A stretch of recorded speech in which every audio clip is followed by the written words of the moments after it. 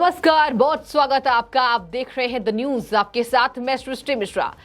कांग्रेस की यही रणनीति रही है, सेना के शौर्य पर सवाल उठाना। अक्सर आपको बता दें दर्शकों, बड़ी आम बात हो गई है, सेना के शौर्य पर सवाल उठाने ये चलन हो गई है, कांग्रेस पार्टी की चलन हो गई है। और इस चलन को दिग्विजय सिंह, कांग्रेस के वरिष्ठ नेता, बखूबी निभा रहे हैं।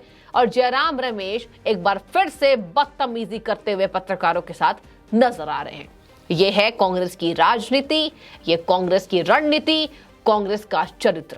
और ये हम नहीं कह रहे हैं, वीडियो में साफ तौर पर बयां कर रही है ये वीडियो या तस्वीरें जो आपको दिखाते हैं कि किस तरीके से जब जाने माने न्यूज चैनल के पत्रकार उनसे कुछ क्वेश्चंस पूछते हैं। क्योंकि आपको बता दें कि दिग्विजय सिंह ने एक विवादित बयान दे दिया। भारत जोड़ो यात्रा के दौरान जम्मू पहुंचे दिग्विजय सिंह ने सेना के शौर्य पर सवाल उठाए हैं। कह रहे हैं बीजेपी झूठी पार्टी है, झूठ बोल रही थी कि सर्जिकल स्ट्राइक में हमने इतने आतंकवादियों को मार गिराए। सबूत कहां है? सदन को सबूत चाहिए, सबूत मांग रहे हैं। और आज विदेशों में भारत का डंका बज रहा है। भारत का जो शौर्य है, भारत की जो शक्ति है, विदेशों तक इस तरीके से फैल गई है कि ब्रिटिश सांसद, कल मैंने आपको वीडियो शेयर करते हुए बताया था कि किस तरीके से बिली मोरिया, लॉर्ड करन बिली मोरिया ने तारीफ की थी, तारीफों के पुलिंदे बांधे थे। नरेंद्र मोदी के नेतृत्व के कारण भारत सबसे शक्तिशाली हो रहा है। और उन्होंने ये बयां किया था कि भारत के प्रधानमंत्री नरेंद्र मोदी पृथ्वी के सबसे ताकतवर इंसान हैं। और देश के अंदर बैठे विरोधी, यानी कि कांग्रेस पार्टी की मैं बात करूं, चलिए विरोध अपनी अपनी व्यक्तिगत नीति है, व्यक्तिगत राय है कि आप विरोध किसी पार्टी का कर रहे हैं, लेकिन विरोध में आप इतने अंधे तो मत हो जाइए कि आप सेना के शौर्य पर सवाल उठा रहे हैं। और आपको क्या लगता है, कांग्रेस से आज ये सवाल जनता कर रही है कि आपको क्या लगता है कांग्रेस पार्टी को कि इसके लिए जनता उन्हें क्या माफ करेगी? कांग्रेस का स्तर इस तरीके से बयान के बाद लगातार गिरता जा रहा है। आपको पूरे विस्तार से मैं समझाती हूं कि आखिर कांग्रेस के वरिष्ठ नेता दिग्विजय सिंह ने बयान क्या किया है। और इसके साथ ही जयराम रमेश महासचिव हैं कांग्रेस के, और जिस तरीके से उनकी बदतमीजी खुले तौर पर कैमरा के सामने देखने को मिलती है अक्सर। अभी हमने भी जब उनसे संवाद किया इस चैनल के माध्यम से, जब भारत जोड़ो यात्रा में वो आए हुए थे, तो कहते हैं मुझसे क्वेश्चन मत कीजिए। इसके साथ ही जब हिमाचल में पेट्रोल के दाम बढ़ते तो कहते हैं कि मुख्यमंत्री से जाके पूछे, यानी आपके पास कोई जवाब ही नहीं है। तो आप भारत जोड़ो यात्रा में पैदल चलकर क्या कर रहे हैं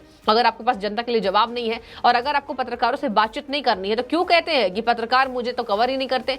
कांग्रेस पार्टी से आज सवाल ये जनता कर रही है। आपको बताते हैं कि दिग्विजय सिंह ने क्या कहा है। दिग्विजय सिंह ने कहा है युवाओं को नौकरियां नहीं मिल रही हैं, जो नौकरी थी वो नोटबंदी के बाद समाप्त होती जा रही है। बीजेपी सरकार सिर्फ झूठ के पुलिंदा पर राज कर रही है। ये वही कांग्रेस पार्टी के बोल हैं जिन्होंने इतने सालों से राज किया और देश को खोखला करने का काम जोरों शोरों से किया। दिखावे के लिए अध्यक्ष निर्वाचित कर दिया मल्लिकार्जुन खड़गे को, लेकिन नेतृत्व किसका चलता है? गांधी परिवार का। खैर, ये आप बखूबी जानते होंगे, मैं बार बार इसकी क्या व्याख्या करूं। इसके साथ ही उन्होंने ये भी कहा है कि मैं आपसे कहना चाहता हूं कि ये देश सबका है। सर्जिकल स्ट्राइक की बात की जाती है, हमने इतने लोग मार गिराए, हमने, मतलब वो सवाल उठा रहे हैं। उन्होंने ये तो नहीं कहा कि हमारे जवानों की क्षति हुई, इतने जवान हमारे मारे गए, पुलवामा में जो शहीद हुए उनको शत शत नमन, ये तो उनके मुख से नहीं निकला। लेकिन सवाल वो सैनिकों पर जरूर उठाते दिग्विजय सिंह नजर आ रहे हैं। और हमेशा ही अपने कट्टर विचारों के लिए दिग्विजय सिंह माने जाते हैं। आपको बता दें, उन्होंने सबूत मांगे हैं। सेना से सबूत मांगने का काम कांग्रेस की एक प्रथा हो गई है दर्शकों, और ये आज जग जाहिर हो चुका है। लगातार कांग्रेस सेना के ऊपर सवाल उठाती है। राहुल गांधी कहते हैं कि सेना ने ये कुछ नहीं किया है, सबूत कहां है?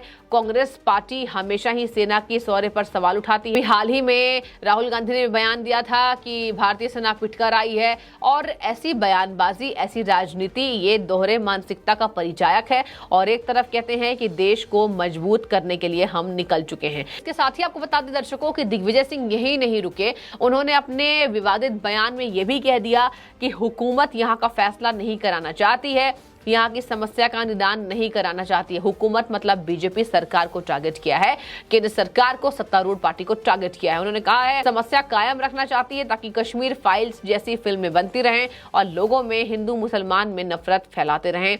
ये भी कहा उत्तर प्रदेश में योगी आदित्यनाथ के भाषण देखें जो वो खुले तौर पर नफरत फैला रहे हैं और लोगों की हत्या करने की बात कर रहे हैं। आपने उनके बारे में एक शब्द नहीं बोला, हमें ये उम्मीद नहीं थी। ये कांग्रेस नेता दिग्विजय सिंह के बोल है। इसके साथ चलिए इस पर मैं बात करती हूं। उन्होंने ये कहा है कि धारा 370 हटने के बाद आतंकवाद को बढ़ावा मिला है। ये वही आतंकवाद को बढ़ावा देने की बात कर रहे हैं कि जब कश्मीरी लोगों से ये पूछा जाता है कि अभी कश्मीर का माहौल कैसा है, तो वो मोदी सरकार को कोटि कोटि नमन करते हैं, कोटि कोटि धन्यवाद बोलते हैं। कश्मीर के लोगों की मैं आपको बात बता रही हूँ, धारा 370 हटने के बाद किस तरीके से वहां शांति है अभी, और वहां फिलहाल लोगों में डर नहीं है। जो भय का माहौल था, लोग अपने निजी कामों को करने से पहले, घर से निकलने से पहले 4 बार सोचते थे कि मैं घर से निकलूं या नहीं, मेरी हत्या हो जाएगी। हिंदू टारगेट किया जाता था। टारगेट किलिंग में हिंदुओं की नरसंहार हुआ है, हत्या हुई है इतनी। और जब से आपको बता दें दर्शकों, 370 हटा है, कहीं ना कहीं फारिक अब्दुल्ला और आपको बता दें मुफ्ती जैसे लोगों में ये दहशत फैल चुका है कि अब हमारा राज कैसे होगा। और लगातार जिस तरीके से वहां पर जो नेता है उनके बयानबाजी तेज होती है कि आतंकवाद फैल रहा है, लेकिन क्योंकि आतंकवाद तो चलिए वहां पर पूरी तरीके से समाप्त नहीं हुआ है, लेकिन शांति वहां पर जिस तरीके से कायम हुई है उस पर मोदी सरकार की वाहवाही कश्मीर के लोग करते हैं। उन्होंने ये कहा है, और ये कहीं ना कहीं एक हिंट दे रहे हैं कि आतंकवाद जिंदा है। यानी आप ही चाह रहे हैं, दिग्विजय सिंह, ये सवाल जनता कर रही है उनसे कि यानी आप ही चाह रहे हैं कि वहां आतंकवाद जिंदा रहे, और इसी तरीके से यही कारण है कि आप ऐसे बयान देते हैं कि वहां आतंकवाद। उन्होंने ये भी कहा है कि धर्म के आधार पर बीजेपी बांट रही है, तो फिर आप क्या कर रहे हैं? आप धर्म के आधार पर नहीं बांटा आपने उतने सालों से देश में। और आज आपको चलिए अब कुछ कॉमेंट्स पढ़ के बताती हूँ कि किस तरीके से उन्होंने कहा है कि बीजेपी पर जो वो अटैक्स उन्होंने किया है, उसके बाद जयराम रमेश ने माइक हटा दिया। कह रहे हैं डाइवर्ट मत कीजिए, हमारे क्वेश्चन को डाइवर्ट मत कीजिए, यानी डाइवर्ट हो रहे हैं। अगर आप सर्जिकल स्ट्राइक के बारे में खुले मंचों से ये बोल सकते हैं कि सेना ने सबूत नहीं दिया, आप सबूत मांग रहे हैं, तो उसके बाद जयराम रमेश को इतनी दिक्कत क्यों हो रही है? पत्रकार उनसे क्वेश्चन करते हैं कि दिग्विजय सिंह आपने कहा क्या, आपने सेना के शौर्य पर फिर से सवाल उठाया, तो जयराम रमेश कूद पड़ते हैं। ये उनका मामला नहीं था, लेकिन कूद पड़ते हैं और आके बोलते हैं डाइवर्ट मत कीजिए, माइक हटा देते, बदतमीजी करते हैं। वही जयराम रमेश जो हमेशा ही बदतमीजी के लिए शुमार हैं, फेमस है बड़े। कांग्रेस पार्टी की यही रणनीति है और कह रहे हैं कि संगठन मजबूत हो रहा है। देखने वाली बात होगी कि कांग्रेस का संगठन कितना मजबूत होता है। उसके साथ ही आपको बता दें, उन्होंने पीएम मोदी को भी निशाना साधा है। उन्होंने कहा है कि पीएम मोदी भी नफरत फैलाते हैं और यही नहीं रुकते हैं। ये किया है कि सीआरपीएफ के डायरेक्टर ने मांग की थी कि यह संवेदनशील जोन है। आपको बता दें कि दिग्विजय सिंह यही नहीं रुकते हैं, उन्होंने ये भी कहा है कि पुलवामा अब आतंकवाद का केंद्र बन गया है और वहां हर गाड़ी की चेकिंग होती है। वहां एक स्कॉर्पियो गाड़ी उल्टी दिशा से आती है, उसकी पड़ताल क्यों नहीं हुई? वहां आकर टकराती है और हमारे 40 जवान शहीद हो जाते हैं। आज तक इसकी जानकारी संसद में नहीं रखी गई है, ना पब्लिक के सामने रखी गई है।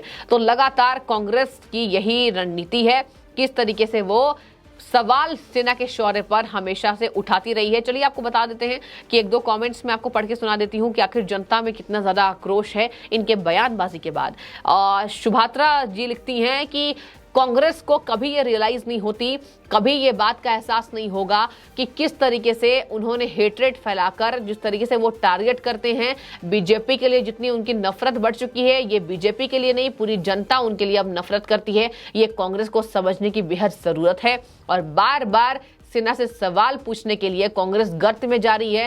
कांग्रेस को आत्ममंथन करने की बेहद जरूरत है। इसके साथ ही आपको बता दें, उन्होंने ये भी कहा, एक यूजर लिखते हैं कि सुभाष चंद्र बोस के जन्म दिवस के ओकेजन पर इस तरीके से सेना के शौर्य का अपमान करना, सेना की बेइज्जती करना, ये कांग्रेस को एक बहुत गलत दिशा में लेकर जा रही है। लेकिन कांग्रेस पार्टी कब जागेगी? तो ये तमाम जनता का सवाल है जो मैंने आपको पढ़कर सुनाया और इसमें देखने वाली बात हो जाएगी कि सेना के शौर्य पर सवाल उठाने वाली कांग्रेस पार्टी किस तरीके से धराशायी होती है, क्योंकि आने वाले वक्त में ये मुकाबला काफी दिलचस्प माना जा रहा है। कहा जा रहा है कि संगठन को मजबूती मिलने के साथ साथ ये बातें जाननी बेहद जरूरत है कि आखिर आत्ममंथन कांग्रेस क्यों नहीं कर रही है। कह रही है भारत जोड़ो यात्रा में आत्ममंथन का दौर चल रहा है, लेकिन फिलहाल जमीनी स्तर पर ये देखने को नहीं मिल रहा है। और फिलहाल आपकी क्या राय है इस वीडियो के बारे में? क्या लगता है, सेना के शौर्य पर सवाल उठाना ये कांग्रेस पार्टी की चलन हो गई है